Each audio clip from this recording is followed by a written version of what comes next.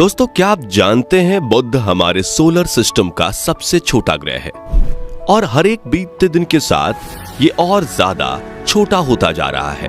और क्या आपको पता है, जुपिटर यानी बृहस्पति आकार में इतना बड़ा है कि इसके अंदर हमारे सौर मंडल के बाकी सभी ग्रह 2 बार समा सकते हैं।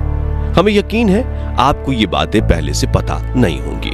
इसका कारण यह है कि पूरे सौर मंडल में सिर्फ पृथ्वी ही हमारा ग्रह है और हम बस इसी के बारे में जानते हैं। लेकिन क्या आपने कभी सोचा है कि सौर मंडल के बाकी ग्रहों की जमीन, वहां का वायुमंडल, हवा, पानी और तापमान कैसा है और इन अलग अलग ग्रहों से हमारा सूर्य कैसा दिखाई देता है? आज हम आपको सौर मंडल के सभी ग्रहों की एक ऐसी सैर कराने वाले हैं जिसके बाद आप इन्हें कभी भूल नहीं पाएंगे। साथ ही हम आपको एक एक ग्रह के रियल तस्वीरें और फुटेज भी दिखाएंगे ताकि आप इनका असली रूप देख सकें। इसलिए वीडियो को अंत तक जरूर देखिएगा। दोस्तों, हमारे सौर मंडल में कुल 8 ग्रह हैं जिनके नाम mercury Budh, Venus Shukra, earth Prithvi, Mars Mangal, Jupiter Brihaspati, Saturn Shani, Uranus Arun और नेपच्यून यानी वरुण है। चलिए अब एक एक करके इन सभी प्लैनेट्स की सैर पर चलते हैं। सबसे पहले बात करते हैं मरकरी की, जो सभी ग्रहों में सूर्य के सबसे ज्यादा नजदीक है। मरकरी सूर्य से सिर्फ 58 मिलियन किलोमीटर दूर है और इसका अपना कोई वायुमंडल नहीं है। इसकी सतह चांद की तरह गड्ढों से भरी हुई है और ये कोई ऐसे वैसे मामूली गड्ढे नहीं है, बल्कि उल्कापिंड और धूमकेतु के गिरने से बने हैं। ये गड्ढे आकार में कई किलोमीटर तक लंबे और चौड़े गहरे भी हैं। मरकरी पर खोजे गए सबसे बड़े गड्ढे का व्यास करीब 1500 किलोमीटर है। कोई वायुमंडल ना होने की वजह से यहाँ दिन में तापमान 450 डिग्री सेल्सियस तक पहुंच जाता है, जबकि रात के समय -180 डिग्री को क्रॉस कर जाता है। इसलिए इस ग्रह पर इंसानों का ठहरना बिल्कुल नामुमकिन है। आकार में ये ग्रह हमारे पृथ्वी का 40% ही है और इतना ही नहीं, हर एक बीतते दिन के साथ ये श्रिंक होकर और भी छोटा होता जा रहा है। वैज्ञानिक बताते हैं कि पिछले करीब 4 बिलियन सालों में ये ग्रह 14 किलोमीटर घट चुका है और इसके घटने की वजह है रात को पड़ने वाली सर्दी। हैरानी की बात यह है कि सूर्य के सबसे ज्यादा नजदीक होते हुए भी ये सौर मंडल का सबसे गर्म प्लैनेट नहीं है। चलिए अब चलते हैं हमारे सोलर सिस्टम के दूसरे ग्रह शुक्र यानी वीनस की तरफ, जो सूर्य से 108.2 मिलियन किलोमीटर दूर है। वीनस हमारे सौर मंडल के उन 2 अनोखे ग्रहों में से एक है जो अपने अक्ष पर उल्टा यानी पूरब से पश्चिम की ओर घूमते हैं। ये हमारे सौर मंडल का सबसे गर्म ग्रह है और इसका वायुमंडल सल्फ्यूरिक एसिड के बादलों से बनी कई किलोमीटर मोटी परतों से ढका रहता है। इसके वायुमंडल में मुख्य रूप से कार्बन डाइऑक्साइड मौजूद है, जिसकी वजह से ग्रीन हाउस गैस इफेक्ट बनता है और सूर्य की गर्मी वायुमंडल में कैद होकर रह जाती है। यही वजह है कि इस ग्रह का तापमान 464 डिग्री सेल्सियस को टच कर जाता है। वीनस ग्रह पर कई सारे सक्रिय ज्वालामुखी मौजूद हैं और इसकी सतह भी बड़ी चट्टानों और ज्वालामुखी से निकले लावा से मिलकर बनी है। यहाँ का वायुमंडल ये दबाव पृथ्वी की तुलना में 90% ज्यादा है। इसका मतलब ये है कि यहाँ पर चलना हमें ऐसा महसूस होगा जैसे हम समुद्र के कई किलोमीटर नीचे चल रहे हों। यही वजह है कि इस ग्रह पर भेजा गया कोई भी मिशन या स्पेसक्राफ्ट ज्यादा समय तक सरवाइव नहीं कर पाता। साथियों, वीनस के बाद बारी आती है हमारी पृथ्वी की, जो सौर मंडल का अकेला ऐसा ग्रह है जिस पर जीवन संभव है।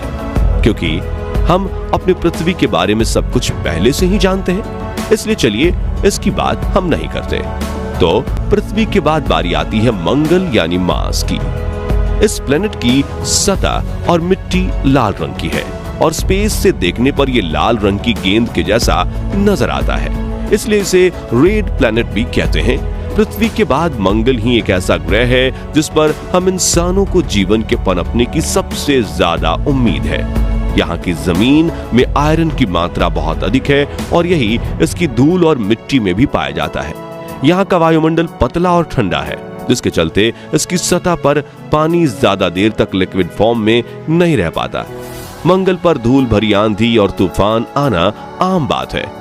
सूर्य से करीब 228 मिलियन किलोमीटर दूर होने की वजह से यहाँ का औसत तापमान -55 डिग्री सेल्सियस रहता है, जबकि इसका मैक्सिमम टेम्परेचर सिर्फ 30 डिग्री सेल्सियस तक ही पहुंच पाता है।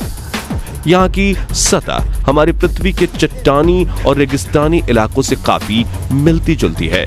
वैज्ञानिकों का अनुमान है कि शायद एक समय मंगल ग्रह पर जीवन रहा होगा। दोस्तों, मंगल के बाद अब नंबर आता है बृहस्पति यानी जुपिटर ग्रह का, जो कि हमारे सोलर सिस्टम का सबसे बड़ा ग्रह है। इसके आकार का अंदाजा आप इसी बात से लगा सकते हैं कि इसके अंदर 1300 पृथ्वी समा सकती है। जुपिटर एक गैस जायंट है, जिसका मतलब है कि यह कोई ठोस सतह वाला ग्रह नहीं है, और यह ग्रह सिर्फ गैस है और उसमें मौजूद तरल से मिलकर बना हुआ है। जुपिटर का वायुमंडल मुख्य रूप से हाइड्रोजन और हीलियम गैस से बना है, लेकिन इसमें कुछ मात्रा में अमोनिया और मीथेन भी शामिल हैं। करीब से जुपिटर बेहद खूबसूरत और रंगीन दिखने वाला बादलों जैसा नजर आता है, लेकिन आप इनकी सुंदरता पर मत जाइएगा, क्योंकि इन बादलों में आप एक सेकंड भी जिंदा नहीं रह पाएंगे। खैर, चलिए आगे बढ़ते हैं अगले ग्रह की ओर, जिसे हम सैटर्न और शनि के नाम से जानते हैं। शनि ग्रह का ख्याल मन में आते ही सबसे पहले हमारा ध्यान इसकी बड़ी बड़ी रिंग्स पर जाता है। आपको बता दें कि ये छल्ले बर्फ के छोटे छोटे कणों और चट्टान के टुकड़ों से मिलकर बने हैं। जुपिटर की तरह ही शनि भी एक गैस जायंट है, यानी इसकी भी कोई ठोस सतह नहीं है, और इसका वायुमंडल 75% हाइड्रोजन, 25% हीलियम और मीथेन व पानी की बर्फ जैसे अन्य पदार्थों के अंश से मिलकर बना है। जुपिटर के बाद शनि हमारे सौर मंडल का दूसरा सबसे बड़ा ग्रह है। पृथ्वी से अगर इसकी तुलना की जाए तो इसका व्यास 10 गुना ज्यादा है। शनि के बहुत सारे चंद्रमा हैं। अब तक इसके 80 से ज्यादा चंद्रमा खोजे जा चुके हैं और वैज्ञानिकों की खोज अभी भी जारी है। कैसिनी नाम के एक अंतरिक्ष यान ने शनि और इसके चंद्रमा का अध्ययन करने में 13 साल से ज्यादा का समय बिताया है। यही वो मिशन है जिसने शनि और इसके छल्ले से जुड़े रहस्यों को पहली बार उजागर किया था। हमारे सौर मंडल में सैटर्न के बाद बारी आती है यूरेनस ग्रह की, जिसे हम अरुण कहकर बुलाते हैं। वीनस के बाद यूरेनस ही एक ऐसा ग्रह है जो अपनी दूरी पर पूरब से पश्चिम दिशा में घूमता है। ये हमारे सोलर सिस्टम का सबसे ठंडा ग्रह है, जिसके चलते इसे आइस जायंट भी कहा जाता है। इस ग्रह का तापमान -224 डिग्री सेल्सियस तक नीचे चला जाता है। यूरेनस का वायुमंडल 83% हाइड्रोजन और 15% हीलियम से मिलकर बना है, जिसके अंदर थोड़ी बहुत मात्रा में मीथेन, पानी और अमोनिया के अंश भी मौजूद हैं। यूरेनस का आकार हमारी पृथ्वी से लगभग 4 गुना बड़ा है। शनि की तरह यूरेनस का भी अपना एक रिंग सिस्टम है, हालांकि ये शनि के जितना प्रसिद्ध नहीं है और बहुत कम लोग इसके बारे में जानते हैं। इन छल्लों की खोज पहली बार 1977 में की गई थी और फिर बाद में साल 1986 के दौरान वॉयेजर 2 अंतरिक्ष यान द्वारा इसकी पुष्टि भी की गई।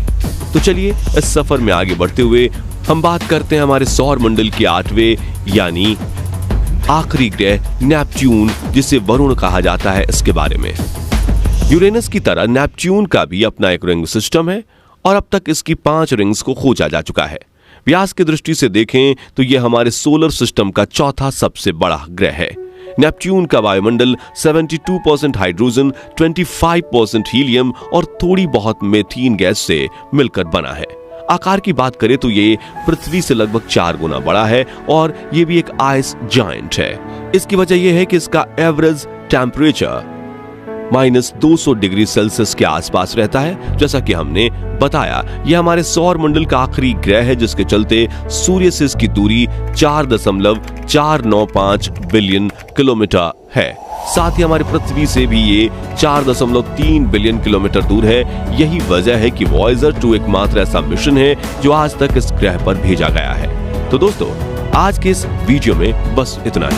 वीडियो अच्छी लगी हो तो इसे लाइक और शेयर जरूर करें। साथ ही ऐसी कमाल के इंफॉर्मेटिव वीडियोस देखने के लिए चैनल को सब्सक्राइब और फेसबुक पेज को फॉलो जरूर कर लीजिएगा। वीडियो अंत तक देखने के लिए धन्यवाद।